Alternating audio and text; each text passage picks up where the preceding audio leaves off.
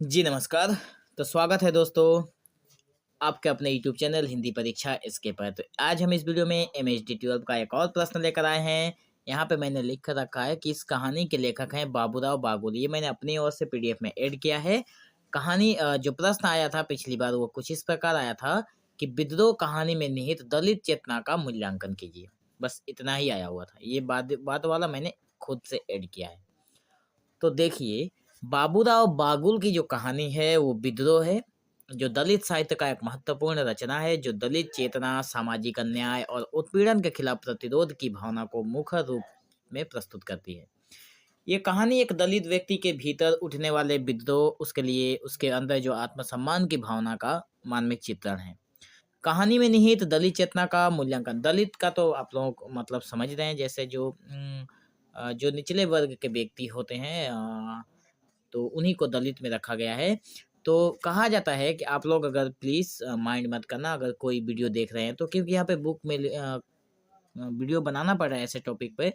तो आप लोग किसी भी यहाँ पे किसी भी चीज़ को आप लोग पर्सनली मत लेना, बुक में लिखा हुआ है बोलकर समझाना पड़ता है, ठीक है।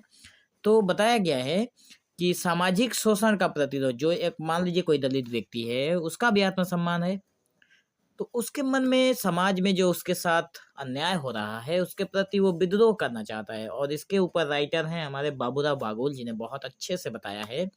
उन्होंने अच्छा लगा ये देखकर कि कम से कम सबका आत्मसम्मान है और सबको समान मर्यादा मिलना चाहिए। यहाँ पे जाति से कोई छोटा या बड़ा तो होता नहीं है। आज के अगर हम 21st सेंचुरी की बात करें तो ऐसा थिंकिंग रखना बहुत गलत बात है। तो बताया गया है कि सामाजिक शोषण का प्रतिरोध पहला नंबर पॉइंट है, जिसमें विद्रोह कहानी में समाज की जातिगत संरचना और उसमें निहित भेदभाव का पर्दाफाश किया गया है। जो विद्रोह कहानी है उसमें समाज की जातिगत संरचना और उसकी जो भेदभाव है, मैंने पहले ही बता दिया आपको, उसका पर्दाफाश किया गया है। दलित पात्र अपनी दुर्दशा और अपमानजनक स्थितियों का सामना करते हुए अपने भीतर प्रतिरोध की भावना विकसित करता है। जितने भी दलित पात्र हैं वो अपमान सहन कर नहीं कर सकते, उसके लिए वो विद्रोह करने पर उतर आए हैं। यह कहानी दलित चेतना को उस संघर्ष के रूप में चित्रित करती है जो शोषण और अन्याय के खिलाफ खड़ा होता है।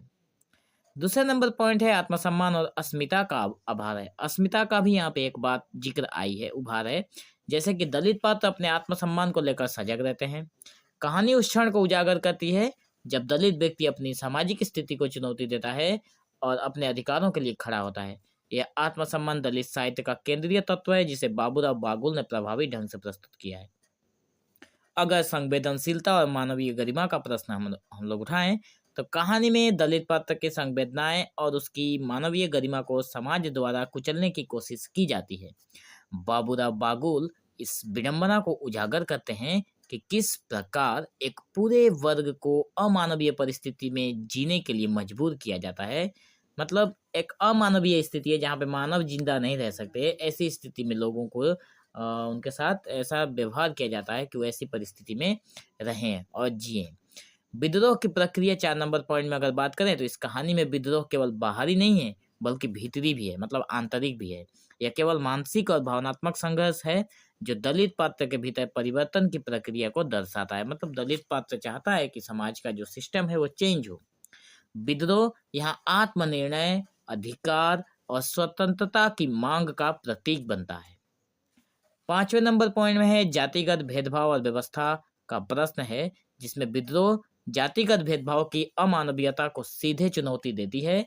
यह कहानी सामाजिक अवस्था के ढोंग और शोषणकारी चरित्र को उजागर करती है जो समानता और न्याय के मार्ग में बाधा डालती है।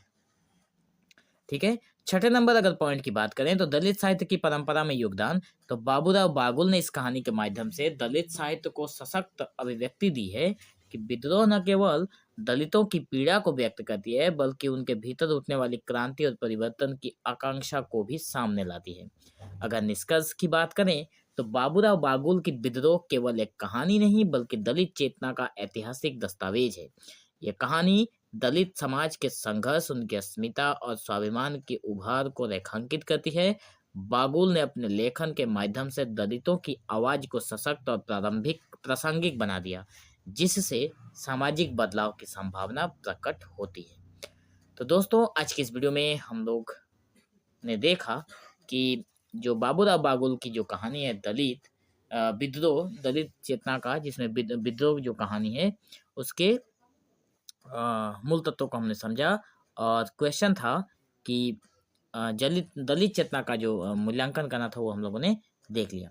तो आशा करता हूँ आप लोगों को वीडियो अच्छा लगा होगा। नेक्स्ट वीडियो के लिए चैनल के साथ जरूर बने रहें।